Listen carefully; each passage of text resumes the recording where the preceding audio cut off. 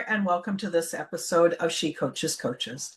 I'm your host, Candy Motzek, and I have a special guest here with me today. His name is Ivo Knoll, and he grew up in the mountains of South Tyrol. He became an engineer, then led international projects, and rose to corporate management. Every rung of the ladder worked, but none of it fit. So he did something his resume could not explain. He became an organic farmer and returned to the soil he came from. That was where the real work began. Today, he is the founder of Identity Architecture, helping high-achieving professionals move from a life that looks successful to the outside to one that finally feels successful on the inside. He teaches what he lived, and most people don't need fixing. They need permission to become who they already are. Now let's dive in. Welcome to She Coaches Coaches, the podcast where we have thoughtful, honest conversations about what it really takes to build a thriving coaching business. I'm your host, Candy Motzek, and before building my business, I spent years as a senior corporate leader. Now, today, I work with coaches who are smart, well-trained, and deeply capable, and who want clarity about how to grow in a way that feels aligned and financially sustainable. On this show, I sit down with successful coaches to explore the real decisions behind their success, how they got started, what shifted as they grew, and the mindset and business choices that helped them gain momentum without burning out. Whether you're early in your coaching journey or refining a business you've already built, She Coaches Coaches is here to offer perspective, confidence, and grounded insight to support your next chapter. To learn more about how I work with people, go to my website, stepintosuccessnow.com. And now let's dive in. So I grew up in a little town, and that's where I learned values. So then I went to university in Austria, in Graz, where I learned electrical engineering. And there I learned dealing with complicated systems like phones or energy or substations. And the next step in my career was global project manager. And I learned how to deal with people because I didn't have the hierarchy supporting me, but it was needed to convince people to work to a certain goal. Then I moved up and became corporate manager. And that's wow. So now I reached my goal. And the company decided, oh, we need to restructure everything. We don't need you anymore. And this was one of my biggest lucks because I had time to sit down under a apple tree in our garden and think and relax. And suddenly this voice came to my mind. What's truly important in your life? Well, where does it come from? At the same moment, the answer came out, I want to see my kids growing. Because at the time I was commuting weekly. Let's say I drove Monday morning to my office and came back on Friday afternoon. Oh, wow. Yeah. So I didn't celebrate birthday when there was birthday with my kids. We've always celebrated the Sunday or before, Sunday after. When there was something in school or a sports event, I wasn't taking part. I just was able to see the pictures. And the kids were 8 and 9 at that moment. And I realized I want to see them growing up. And so I decided I don't want to commute weekly. The only difficult part was we were living in southern Austria at that time, which is beautiful and high quality of living, lakes and mountains, beautiful.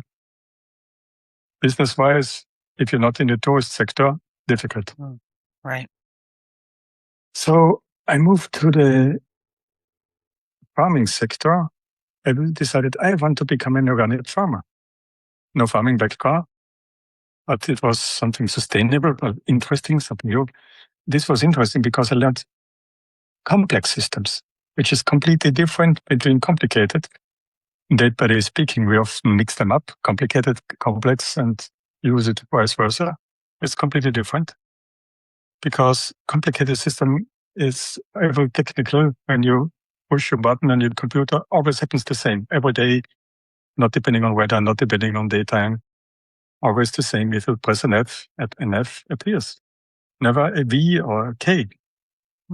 In complex systems, sometimes if you press an F, happens an F, sometimes a K, sometimes an LMC, something.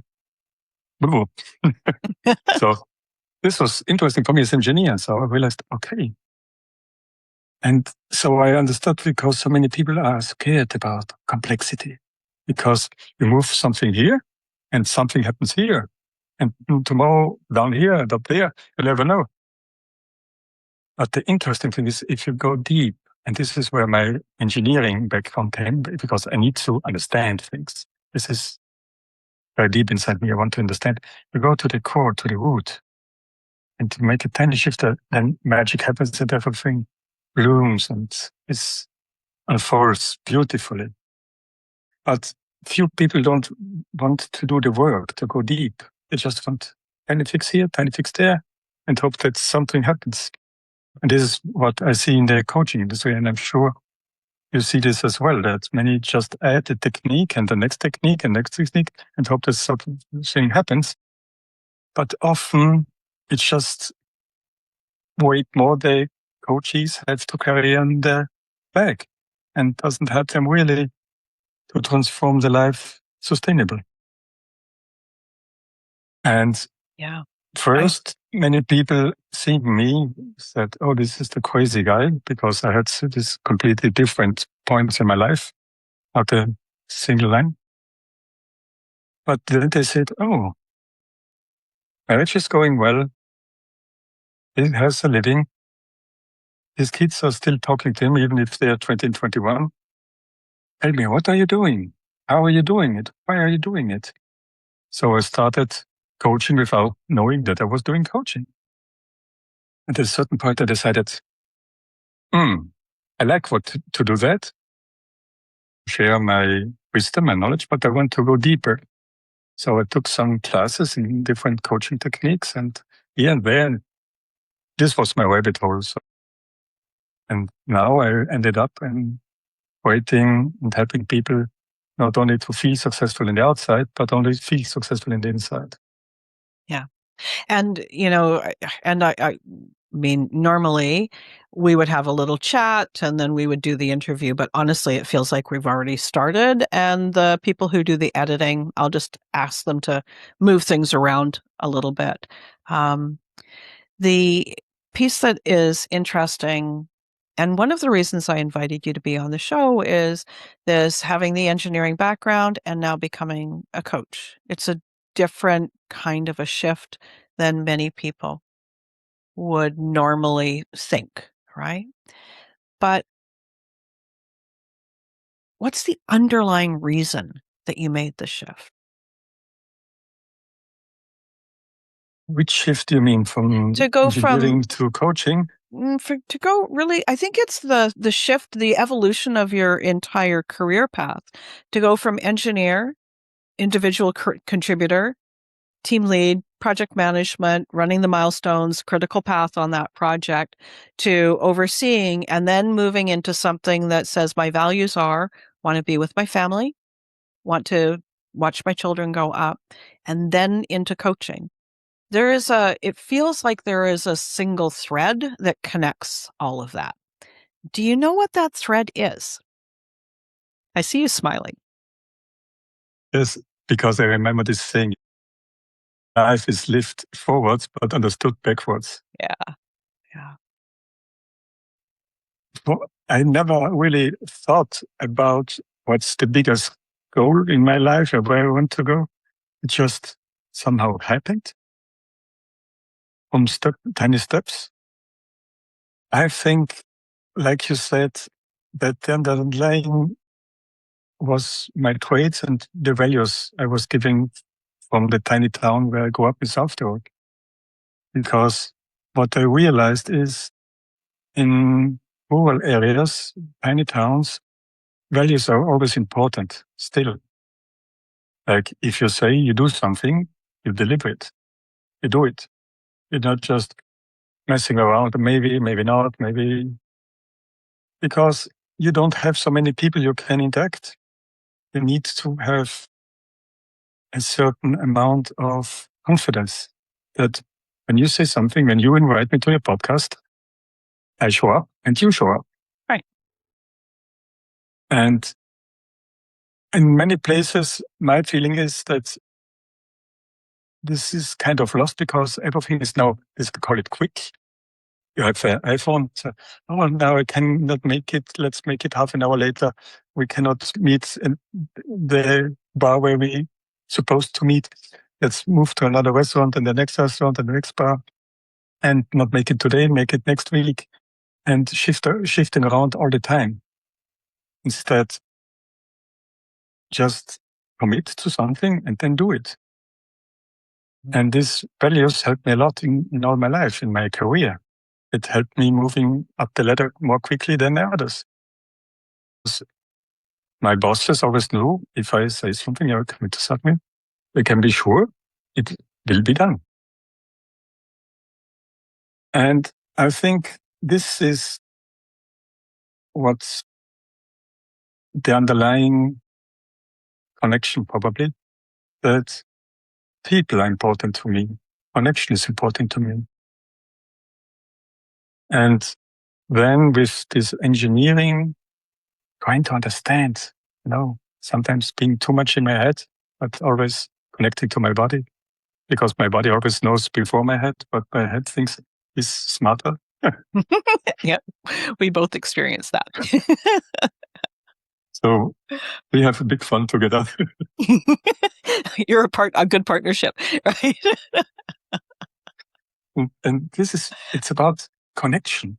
And if you're interested in people, if you're interested in what can help the people make their life better, because I have a lucky life. I was able to take these decisions.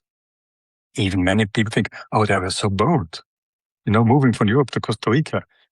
I didn't know it was that bold like I know it now. It was bolder than I knew at the moment. Because sometimes you take a decision and afterwards you realize, oh, this was really big. Getting children, you think, okay, let's have some children. And wow. Yeah, that's a bigger decision than you thought, right? Yes. So at the moment it wasn't that bold, but afterwards, oh wow, that's kind of bold. Yeah. I hear this,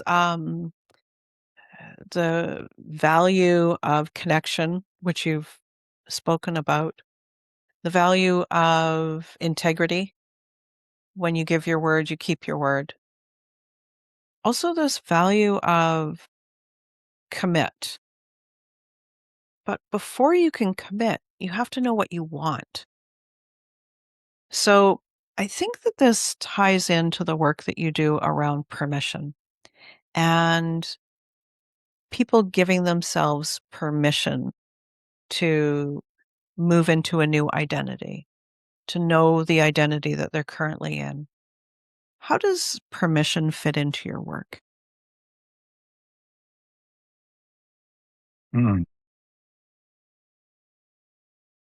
That's a good question.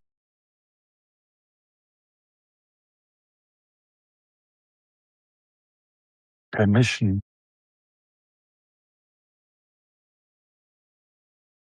Yes, I see it many situations that clients don't give them the permission to have the life they want to. They like the dilemma, they want something, but don't give them the permission to do it. They're so blocked by themselves. But because of a limiting belief they get inherited from their parents, from the culture they were born into.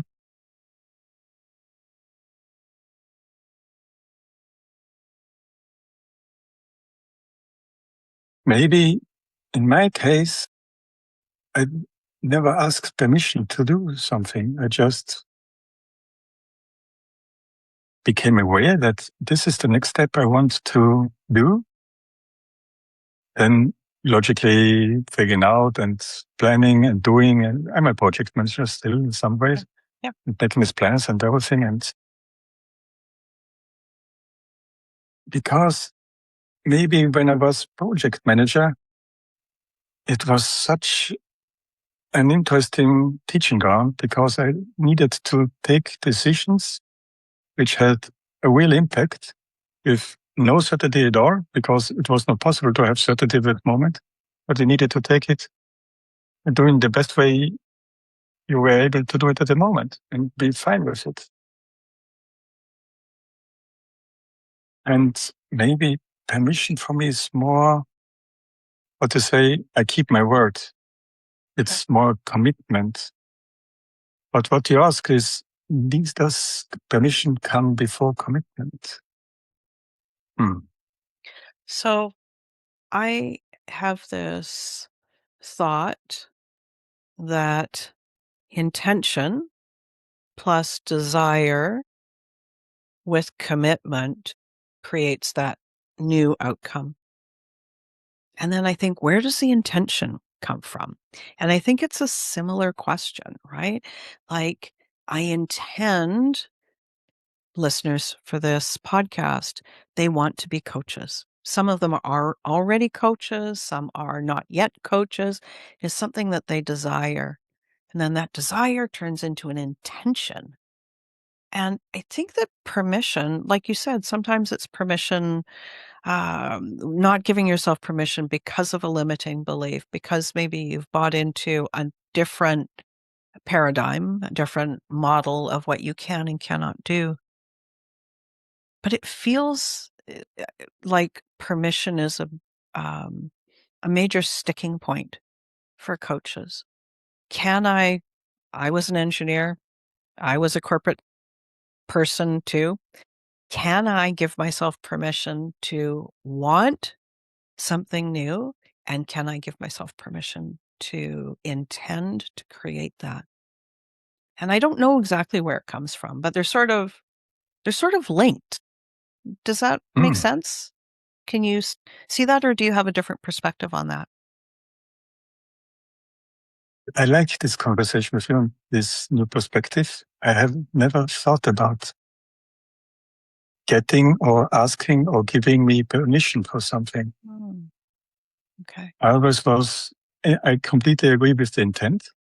Where do I want to go? And how can I get there? Do I need to do? I fully resonate with that.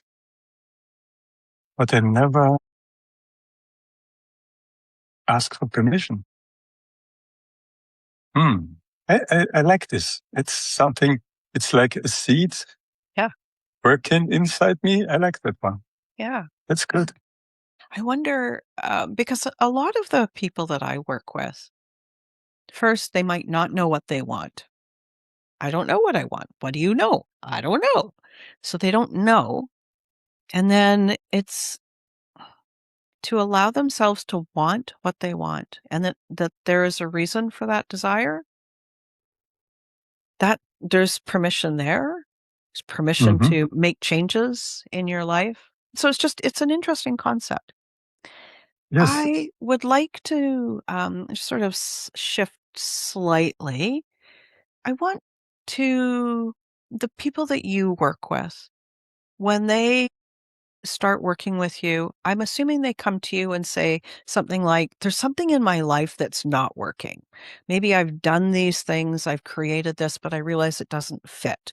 It's like wearing, a jacket that is too tight, or maybe the armhole is sewn closed and it just doesn't fit. When these people come to you, how do you begin with them?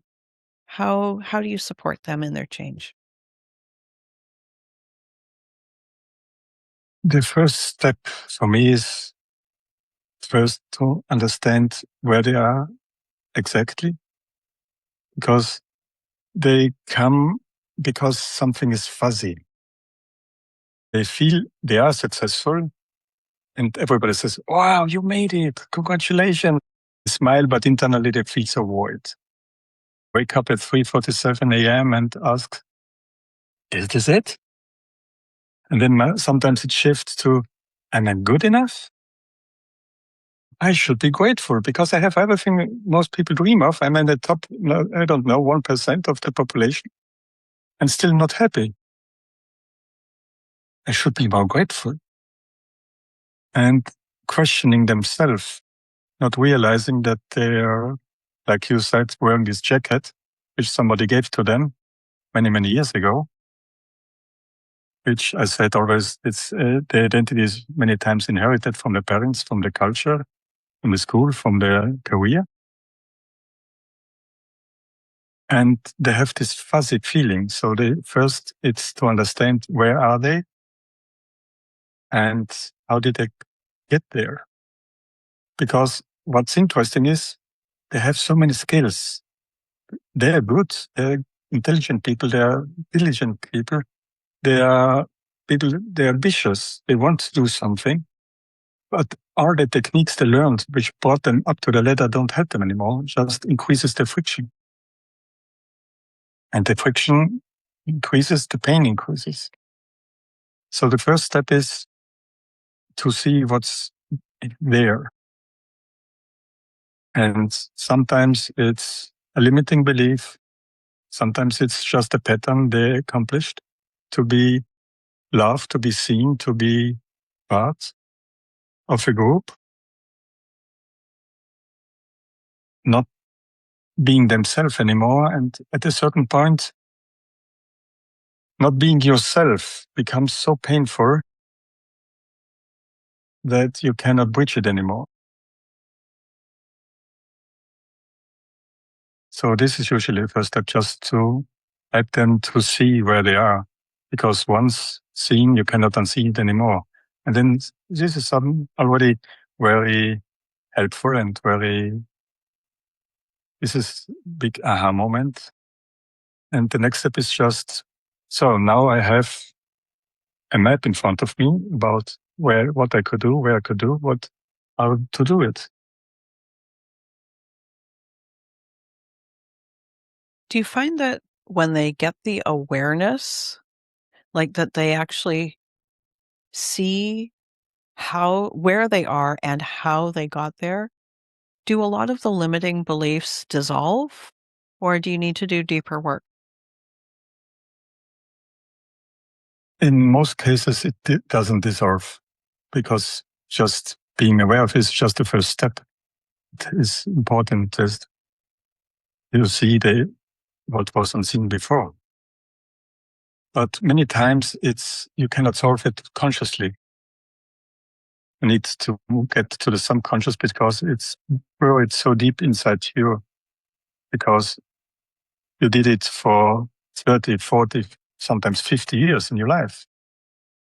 And this is what many people have the problem that consciously I know what to do. I want to do it. I commit to do it. I go in that direction, and 2 months later, you're in complete opposite angle of the room. So So what happened? they know everything. Yeah. This is the interesting thing. Most of my clients know already most of the things, but they cannot solve it because consciously it's not solvable, because your subconscious is so strong. Right. And therefore, you always need the person from the outside. I need a coach from the outside because I still have my blind spots. And sometimes I know my blind spots, and my coach says, "Yeah, Ivo, again, you remember this pattern?" I said, "Yes, okay." I need, you know what to do. Most people outside know what to do, but they don't know how to get there. And that's why coaches are so important. I deeply think that there cannot be enough coaches out there, because everybody should have at least one. I agree. You talk about identity and borrowed identity, and I think that this ties in really nicely with the limiting beliefs that have been repeated for years, decades. Talk a little bit about identity and borrowed identity for helping people. What the difficult thing is that most people, when we talk about identity, think, okay, who are you? I am Ivo. I am an engineer. I'm a coach. I'm a father. It's nothing to do with identity. It's just roles. So you need to go a level deeper than your traits. personality. It's already one step deeper, but it's still not identity. And you have to go that deeper. Then is where identity starts. So what are you doing? Why are you doing it? Are you asking me what are my values? Like, I could not sell something to people who don't need it, which was not worth the money. Even it makes me a ton of money. And I have, afterwards, I have life, I have a helicopter and I have everything. I don't know, whatever, what I need to be happy. Or some people tell me I need to. Actually, I don't need anything in the outside. Be happy, happy is a feeling inside. You cannot become a feeling inside with something on the outside. That doesn't work. And this is where identity starts. It's the interesting thing is that when we are a baby, we need to have people around us who support us, who love us, who feed us, who give us warmth and cozy environment. We cannot do it by ourselves. We need somebody else. So we need to do everything to make them happy, to make them laugh. And the baby is trained to do everything by nature to make other people happy.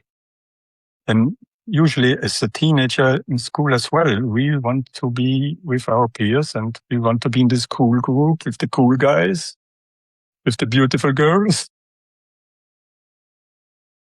And we don't do what's our identity. Then we start a career because somebody said, oh, you have the system to get a career, then the status, then the money, then the house, then the dog, then the cat, then the pool, then the car, then the work, then the children.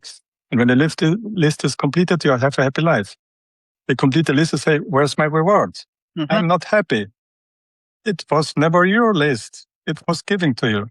So people are climbing up the ladder very quickly and the top of the ladder and realize, oh, wrong wall. So now what? And that's exactly where I say, remove everything which is not yours. But many people at the moment don't know what's not mine.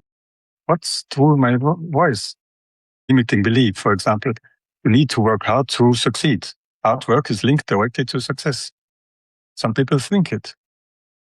So if you're not working hard, you feel guilty or ashamed. Or what I see many cases with women, they deliver 120% and say, oh, I could have done 125. I'm not good enough. You're already 120. You're doing amazing. And this is not helpful to have a goal which is not fulfilling you just because somebody else gave it to you. And this is sometimes the most difficult part to, like, layer by layer, like an archaeologist, go deeper and deeper and say, what's truly you? So after understanding where they are, we get rid of all the stuff which is not yours. And then finally you find who I am. And then when you start, okay, that's where I am and that's where I want to go, then we can build up from them. It's not about adding something more and saying to the people, oh, you just need to have 30 minutes of yoga in the morning and 30 minutes of meditation in the evening, because their day is already full. They don't have the time to do it. So they won't do it. They won't have the transformation they want. And then they'll think, okay, it's about me or the wrong coach. And they shift to another webinar, to another masterclass, to another retreat, to another mastermind. And looking for this quick fire, I call it a store fire, which is nice and white and warm, but this motivation, this inspiration fades away on Monday after the weekend, the day by day life. It's a good business model to give them this inputs, but it's not what I want to do. No. It's not fulfilling. That kind of business model is not a fulfilling model because you don't see the individuals really stepping into that aligned, authentic self. So when we think about the identity, we've got our thoughts, we have our beliefs, limiting beliefs, but then to go underneath that and see what really matters to me, what are my values, not what is my Myers-Briggs personality type, but what really deeply matters to me. It feels like there is a quality of curiosity that if we could support people in always cultivating that curious approach to themselves, that they would find many more answers, not just about themselves, but about their relationships, about, the world around them. This curiosity is a real spark for me. What are some of the most common values that you see with the people that you work with? Do you see a common thread through them? I think so. And I'm still digging around this common thread, and because I want to go deep, like I said at the beginning. Yeah. And I always looking at what are these different cultures, from the ancient Greeks to the Asiatic cultures to the Romans, and what did they think about? Because they had the time to observe over generations. They observed traits and behaviors and over generations. And still we use old sayings, and they survive because they seem to be true, Mm-hmm.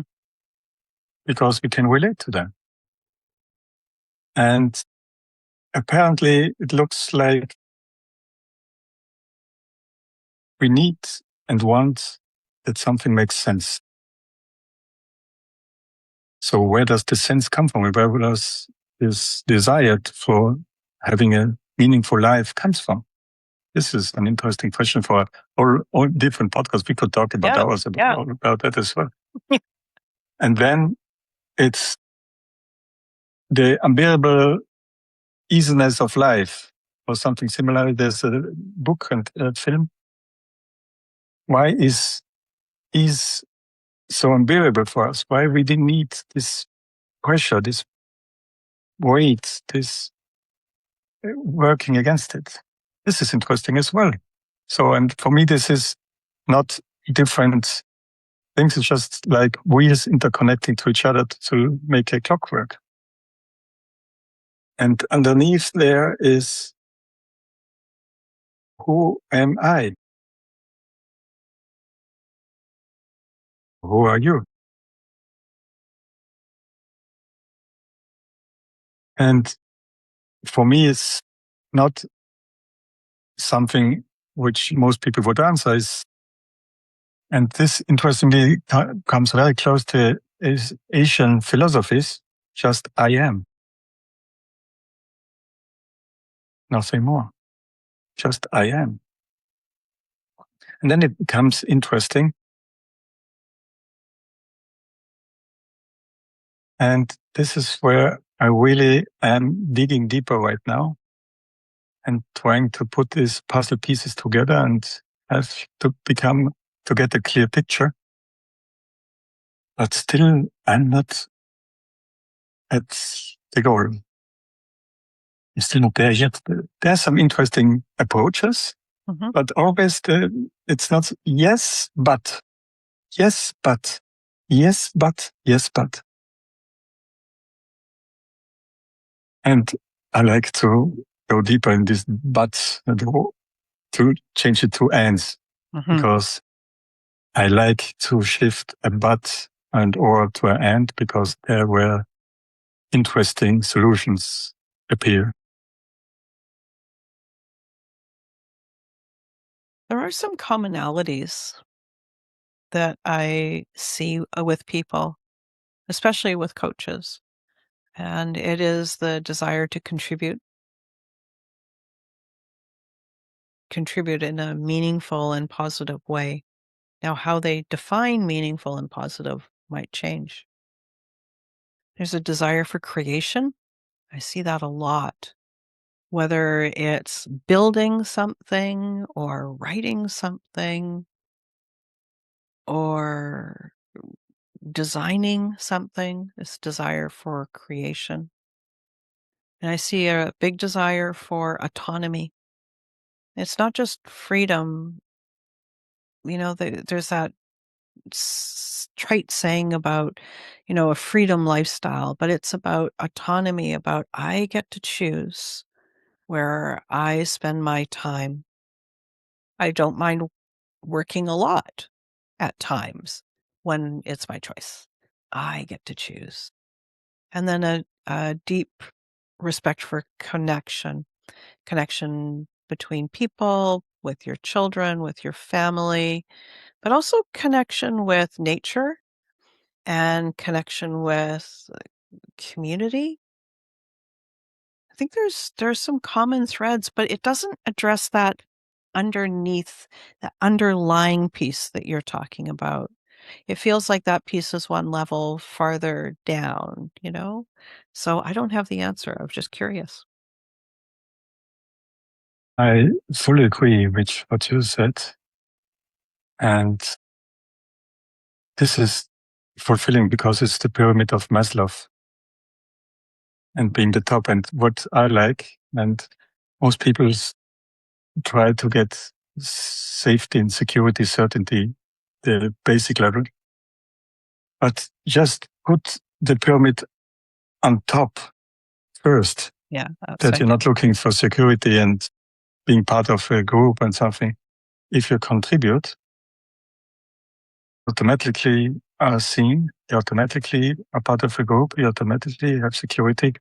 So all things which most people hardly can handle the basic levels of the pyramid, so climb up, automatically you get if you shift it and start from the top down.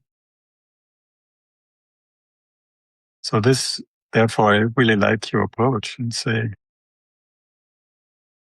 contributing and whatever and being autonomous. And for me, family, community, nature, and the end of the day is the same. Because we are part of nature.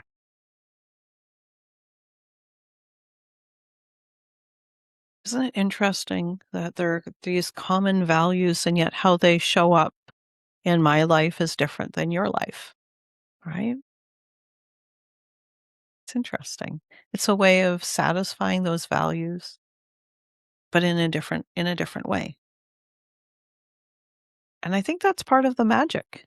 Like there's that spark of magic that comes in, and the system doesn't work without that spark.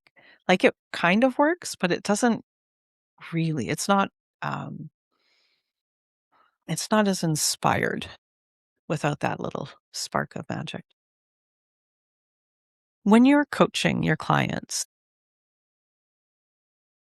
I guess I'm more sharing than asking, but one of the things that's my favorite piece is to see that spark. Then I know we've really made it. It's like, there it is. I just saw it. Don't lose that. Come back. Shining in the eyes. Yeah. You see the shift in the shining in the eyes. Yes. Yeah. This is magic. Yeah. I think that's one of the reasons that coaches become coaches is for that spark. I don't know what it is, but it's like they're truly connected with themselves. Yeah, it's amazing. Ivo, I have so enjoyed the conversation.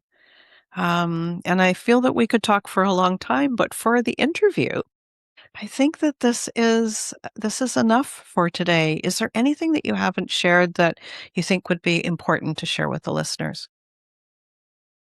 Yes, I would think if you are thinking about becoming a coach, don't make it in your head. You already feel it. Your body already knows it. If you have these questions, you should do it. Because somebody out there is waiting exactly for you. Because you have gifts. Candy hasn't, I haven't. We both can't help them, which only you can help. People outside are already waiting for you. That's a wonderful message. Do it. So don't wait. Because this question is already your body talking to you. If not, you wouldn't have these questions. This how and why and what comes later. Just, you don't have to be perfect. I'm not perfect at all. Andy, are you? No, No, definitely not. fortunately not. Yeah, Perfect right? is boring. Yeah, exactly. It doesn't exist. We're all No. unique facets of the same consciousness. Yeah. Ivo, thank you for joining us. Could you share how people can find out more about you, perhaps your website and or a free gift if you have that for the listeners? The easiest way to connect with me is on LinkedIn. It's just put in Ivo Knoll. I know for English speaking, this is like Knoll, but in Germany or German speaking countries, we pronounce the letters as they are. So it's Knoll. And it's easy to find. You can go to a website. It's knoll-coaching.com. And for your guests, I can share a Calendly link where they can have a 30-minute call with me just to get some clarity, some identity shift at the moment. So, so I will give you the link and you can share it with the episode, and we'll be happy to talk to you. So if some question is remaining or you want to go deeper, click on the link. Thank you. Thank you so much. Thanks so much for listening to this episode of She Coaches Coaches. If this conversation resonated, take a moment to reflect on what stood out and how it connects to where you are right now. Coaching businesses grow through clarity and thoughtful choices, not pressure or hustle. If you'd like more support, you can learn more at stepintosuccessnow.com. I'll put the link in the episode notes. And if you found this episode helpful, I'd appreciate it if you would share it with a peer or colleague who would enjoy it as well. I appreciate you being here. Have a great day.